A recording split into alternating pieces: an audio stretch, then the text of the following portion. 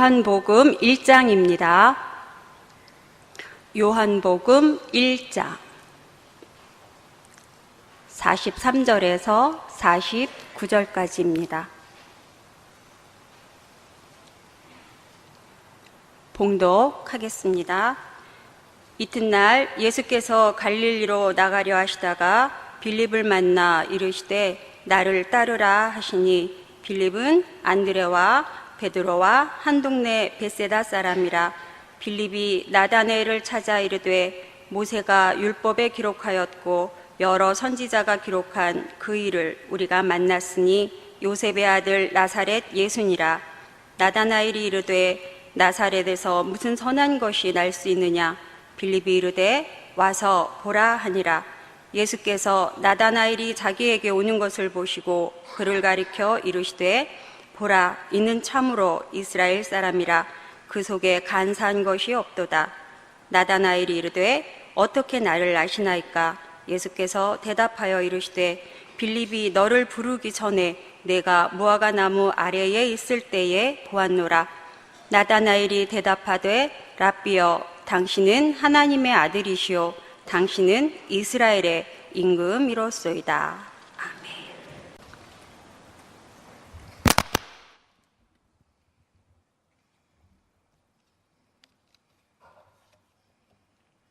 할렐루야.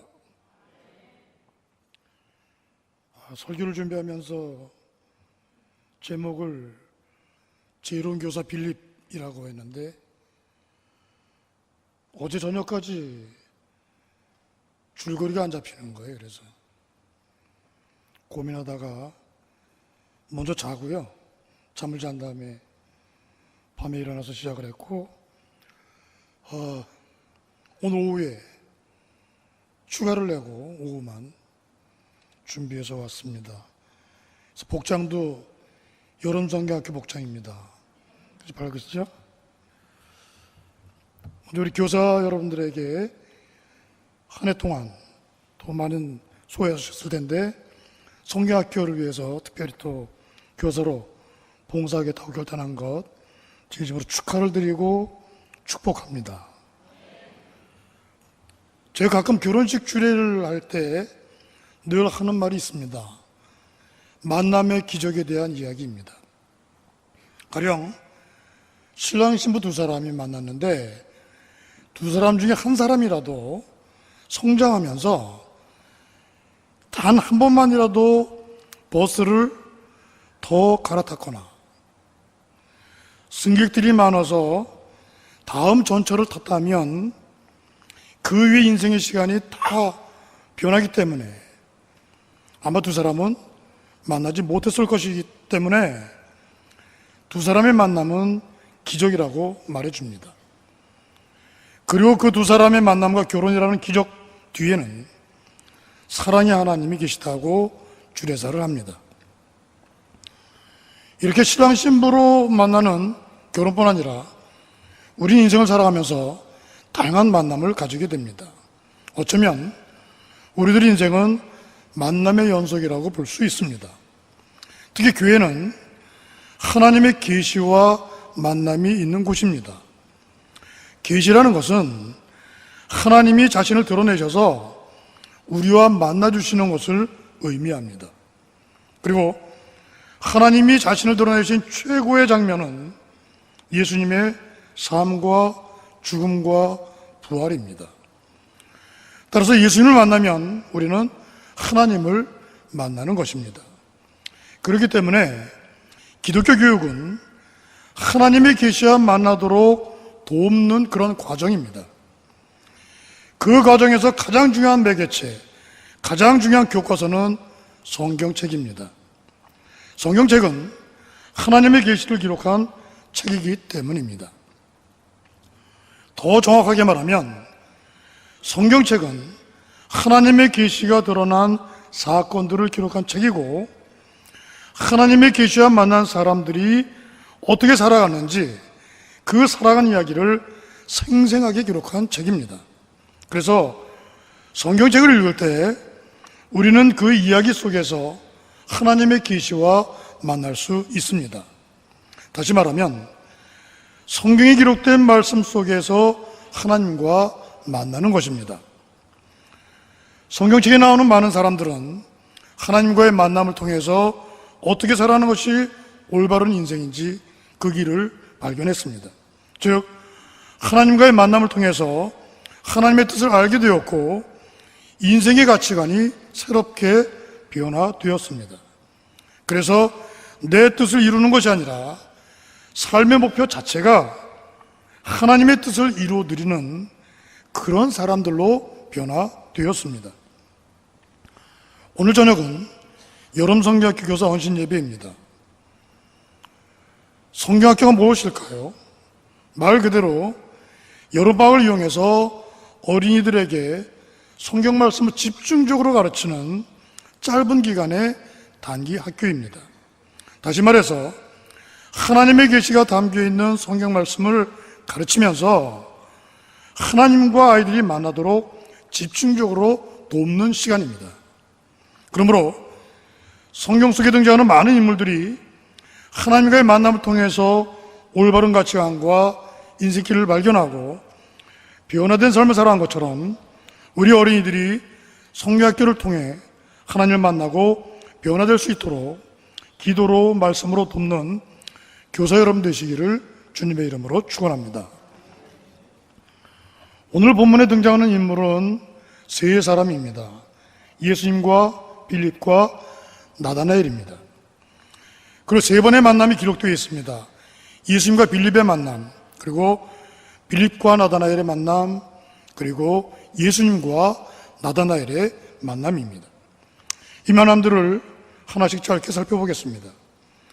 먼저 예수님과 빌립의 만남입니다. 43절, 44절 말씀입니다. 눈으로 읽으시기 바랍니다.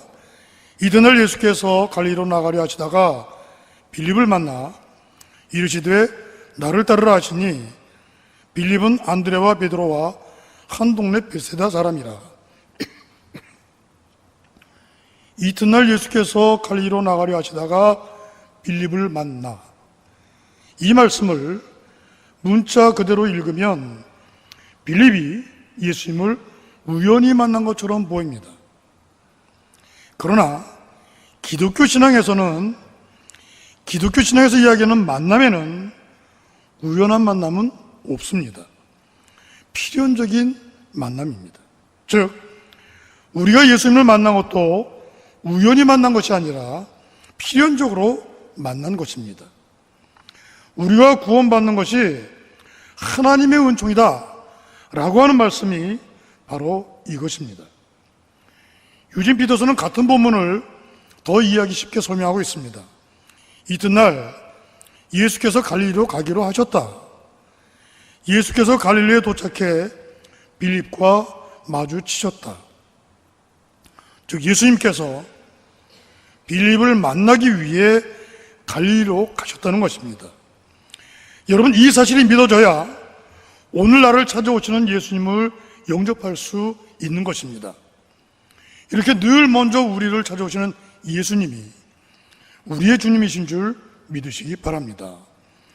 빌립을 만난 예수님이 다짜고짜 나를 따르라고 말씀하셨습니다. 나를 따르라. 처음 만난 사람에게 나를 따르라고 하는 사람은 없습니다. 그렇다면 왜 주님은 빌립을 만나자마자 나를 따르라고 하셨을까요? 빌립은 원래 세례 요한의 제자였습니다. 메시아를 기다리면서 하늘의 소망을 두고 있는 기본적으로 깊은 신앙을 가진 유대 사람입니다. 그런데 놀라운 사실은 대부분의 유대인들이 배타적인 신앙을 가졌지만 빌립은 열려있는 신앙을 가지고 있었습니다. 그래서 평소에도 내 신앙을 어떻게 하면 한 걸음 더 발전시킬 수 있을까? 정말 어떤 것이 바르고 온전한 신앙일까? 진취적인 신앙을 가지고 있었습니다. 만약 그렇지 않았다면 세례 요한의 제자로 만족하며 살았을 것입니다. 아무튼 빌립은 늘 무언가 마음 한구석이 비어있고 열심히 믿는 것 같은데도 뭔가 답답하고 공허한 그런 신앙을 느끼면서 살아오고 있었습니다. 그런데 우리 주님은 이미 그런 빌립을 속속들이 잘 알고 계셨습니다. 그리고 오늘 찾아오셔서 나를 따르라고 말씀하신 것입니다. 나를 따르는 이 말씀에는 두 가지 의미가 담겨 있습니다. 하나는 주님께서 빌립에게 친히 본이 되어 주신다는 것, 또 하나는 빌립을 책임져 주시겠다는 것입니다. 다시 말해서 나를 따르라고 하실 만큼 주님 스스로 본이 되는 삶을 사신다는 것입니다. 나는 마음이 온유하고 겸손하니 내 멍에를 메고 내게 배우라. 그러면 너는 마음의 쉼을 얻을 것이다. 나는 마음이 부드럽고 겸손하다. 그러니 나한테 배우라는 말씀입니다. 주님 자신이 그렇게 온유하고 겸손하게 사셨기 때문입니다. 그러니 주님에게 배우라는 것입니다. 왜 오늘날 이 나라 백성들이 사회 지도자들을 신뢰하지 못할까요? 부정과 부패로 본이 되는 삶을 살지 못하기 때문입니다.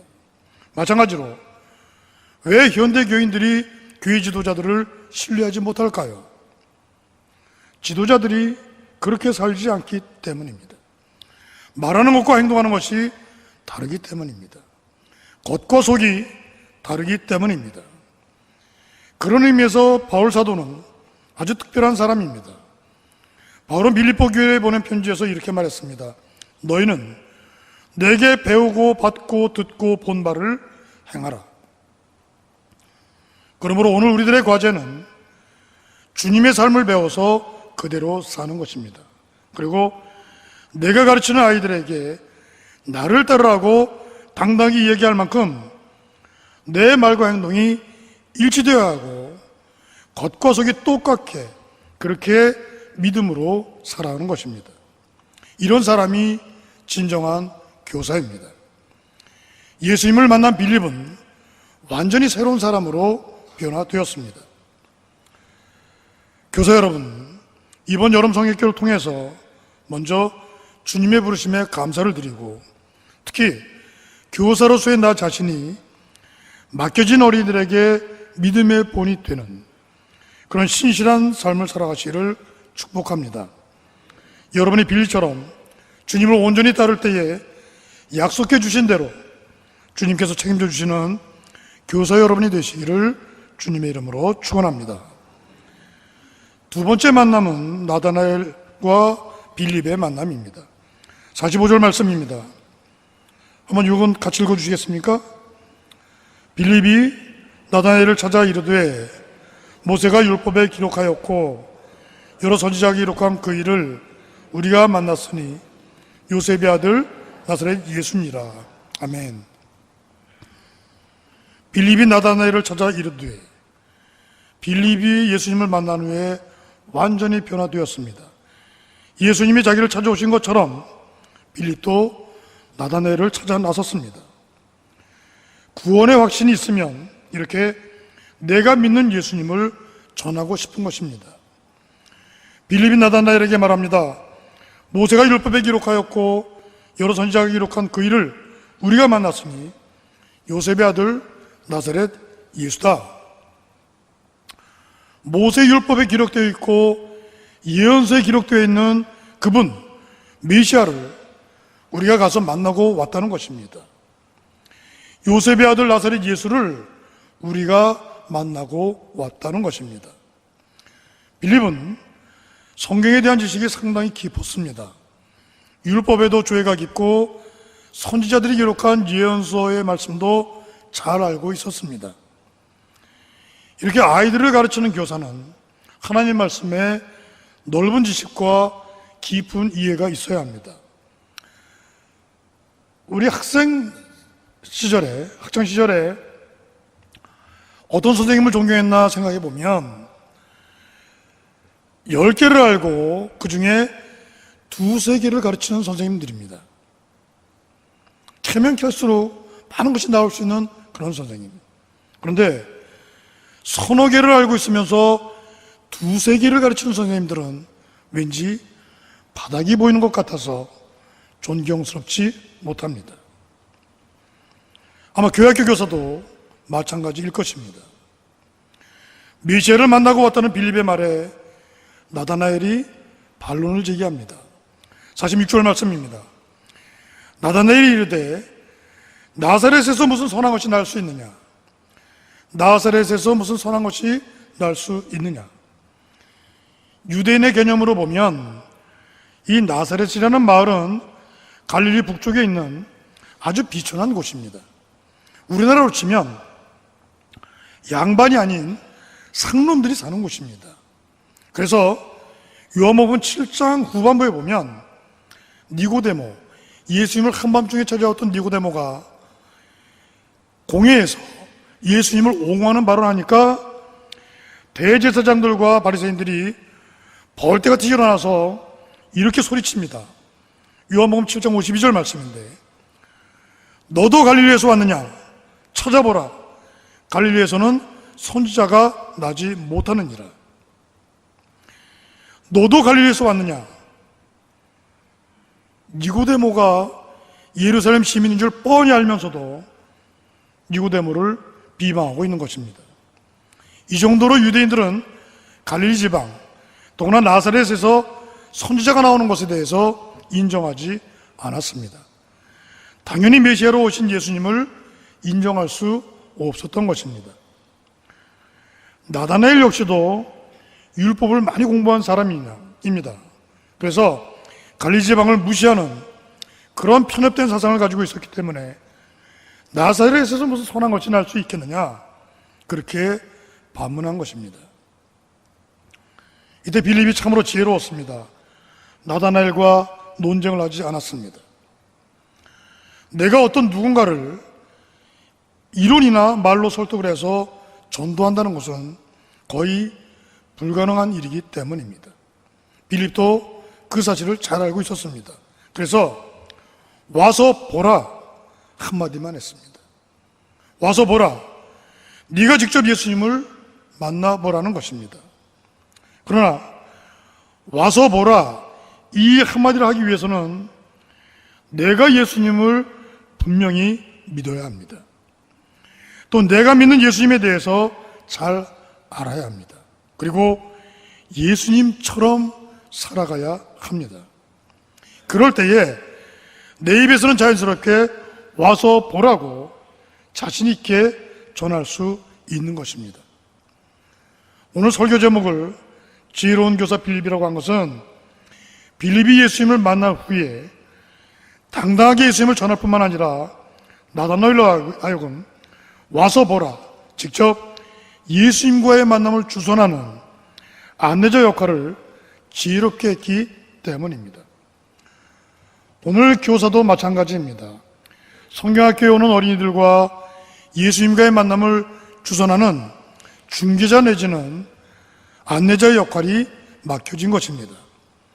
빌립처럼 당당하게 예수님을 전하면서 동시에 예수님과 어린이들이 만날 수 있도록 중개자가 되고 안내자가 되는 신실한 교사들이 되시기를 주님의 이름으로 축원합니다. 마지막 세 번째는 예수님과 나다나엘의 만남입니다. 47절 말씀입니다. 예수께서 나다나엘이 자기에게 오는 것을 보시고 그를 가리켜 이르시되 보라, 이는 참으로 이스라엘 사람이라 그 속에 간사한 것이 없도다. 이는 참으로 이스라엘 사람이라 그 속에 간사한 것이 없도다. 나다나엘은 당연히 이스라엘 사람인데 왜 주님은 참 이스라엘 사람이라고 하셨을까요? 이 말씀을 이해하기 위해서는 좀 소급해서 구약성경 창세기 25장부터 등장하는 야곱에게까지 거슬러 올라가야 합니다. 야곱은 아주 간사한 사람입니다. 편견이 많고 부정한 일을 많이 하고 배타적입니다. 원래 장자권은 하나님으로부터 주신 것이고 받아야 하는데 사람의 조작으로 장자권을 따내려고 했습니다. 간사한 야곱의 특징입니다. 그것도 형에게 그냥 거저 대접해도 될 죽 한 그릇으로 장자권을 빼앗았습니다. 그리고 아버지를 통한 하나님의 축복도 다 빼앗았습니다. 형도 속이고 아버지도 속이면서 간사한 방법으로 다 차지했습니다. 그리고 도망쳤습니다. 바다나람 외삼촌이 있는 바다마람으로 가서도 역시 그렇게 간사하게 살았습니다. 여러 가지 우여곡절 끝에 결국 다시 고향에 돌아가게 되었는데 하나님께서 그냥 돌려보내시지 않았습니다. 약복 강가에서 야곱의 엉덩이뼈를 부스러뜨리셨습니다. 이유는 지금까지처럼 간사하게 살아가지 말라는 것입니다. 야곱이 지금까지 가지고 있었던 간사한 마음을 박살내서 제거해 버리신 것입니다. 그리고 나서 하나님께서는 야곱에게 이렇게 말씀하셨습니다. 이제 내 이름은 야곱이 아니라 이스라엘이다. 이제 내 이름은 이스라엘이다. 간사함이 없다는 것입니다. 그런데 오늘 예수님께서 나다나엘에게 이는 참으로 이스라엘 사람이라 그 속에 간사한 것이 없도다. 내가 바로 야곱의 자손인데 간사한 것이 없다는 것입니다. 이 말씀을 들은 나다나엘이 고꾸라집니다. 사실 나는 간사한 것이 참 많은데 예수님이 없다고 하시는 것입니다. 나다나엘은 배타적인 생각을 가지고 있었습니다. 모든 판단의 기준을 하나님이 아니라 자기에게 두고 있었습니다. 그래서 빌립이 예수를 소개하면서 그분이 바로 메시아라고, 그분이 바로 그리스도라고 전해주는데도 나사렛이라고 하는 지역적인 안 좋은 선입견 때문에 부정하고 반박하고 있었던 나다나엘이었습니다. 그런데 예수님께서 너는 참으로 이스라엘 사람이라 그 속에 간사한 것이 없구나, 상상할 수도 없는 은총의 말씀을 나다나엘이 들은 것입니다.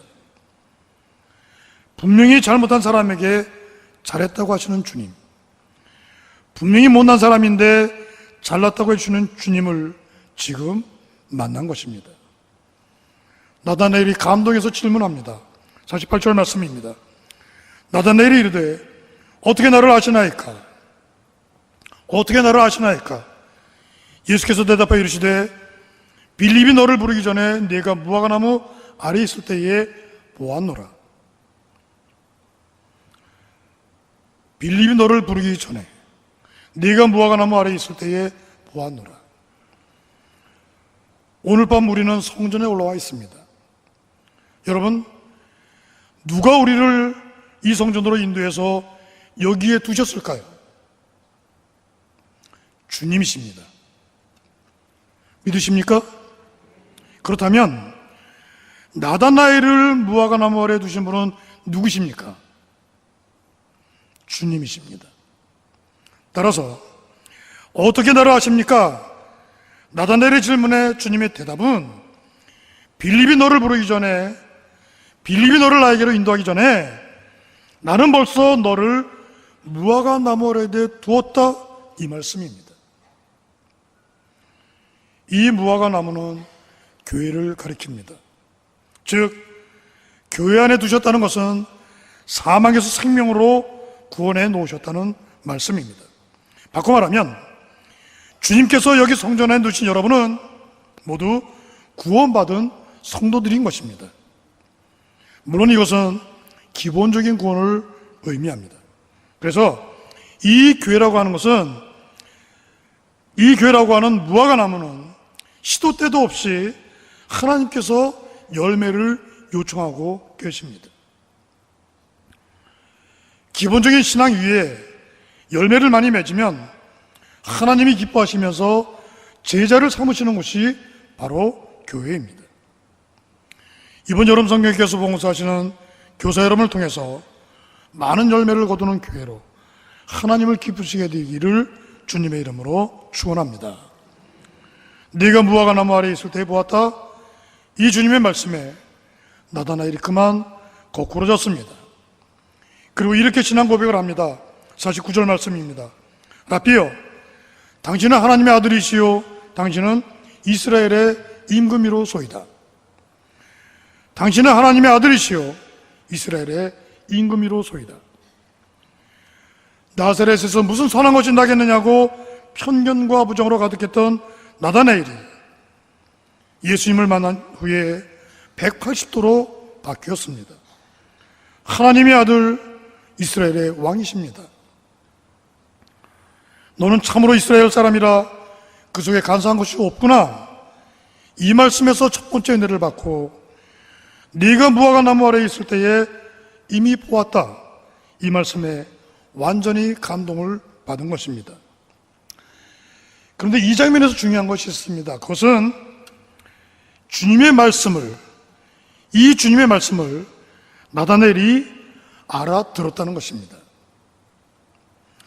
나다나엘에게는 주님의 말씀을 알아들을 만한 들을 귀가 있었다는 사실입니다. 오늘날 예수 믿은 지 몇 년이 흘러도 주님의 말씀 알아듣지 못하는 사람들도 꽤 많이 있습니다. 그런데 오늘 본문에 등장하는 두 사람, 빌립과 나다나엘은 주님의 말씀을 아주 빨리 알아들었습니다. 그 이유는 주님을 제대로 만났기 때문입니다. 이번 여름 성경을 준비하면서 교사이신 여러분이 먼저 주님을 자주 만나시기를 축복합니다.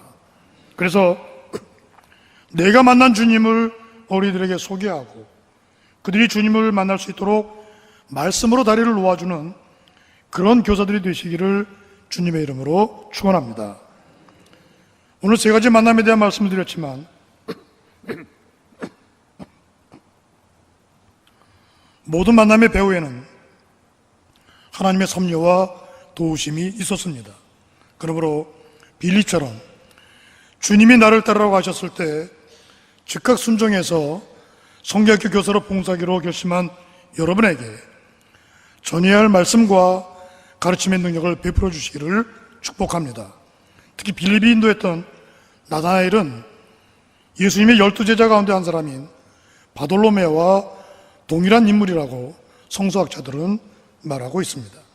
그렇다면 우리가 여름성경학교에서 가르치는 아이들도 예수님을 만나 빌립처럼 나다나엘처럼 신실한 제자로 성장하고 장차 세상에 좋은 영향을 주는 훌륭한 그리스도인이 될 것을 기대해도 좋을 것입니다. 이번 성약 기간 동안 교사 여러분이 만나는 어린이 한 사람 한 사람과의 만남을 주님의 이름으로 축복합니다.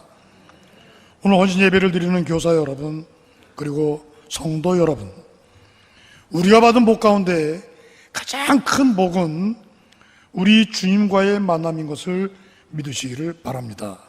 바라기는 성경학교에 참석하는 어린이들이 주님을 만날 수 있도록 교사는 직접 가르치면서, 그리고 성도는 배후에서 기도하고 그 만남을 축복해 주므로 어떤 아이는 빌립으로, 어떤 아이는 나다나엘로 영적인 열매를 풍성하게 맺는 여름 성경학교가 되기를 주님의 이름으로 축원합니다. 기도하겠습니다. 하나님 감사합니다. 저희를 찾아와 주시고 만나 주셔서 구원받은 자녀로 살아가게 하시니 감사합니다. 하나님, 주님이 나를 따라오고 하셨을 때 저희들도 빌립처럼 즉각 순종할 수 있도록 저희들의 믿음의 깊이와 넓이를 더하게 하여 주시옵소서. 주님을 만나면 만날수록 저희들의 삶이 주님을 기쁘시게 되는 삶으로 변화되게 하여 주시옵소서. 하나님, 저희들에게 성경학교를 열게 하시고 나다나엘과 같은 어린이들을 붙여주시니 감사합니다. 내가 만난 예수님을 잘 소개하고 저들을 예수님 앞으로 인도할 수 있도록 말씀과 신앙의 실력 있는 그리스도인 교사들이 되게 도와 주시옵소서. 이번 성경학교를 통해서 빌립도 배출되고 나다나엘도 배출되는 풍성한 열매를 맺는 은혜가 넘치는 성경학교가 될 수 있도록 성령께서 역사하여 주시옵소서. 예수 그리스도의 이름으로 기도하옵나이다. 아멘.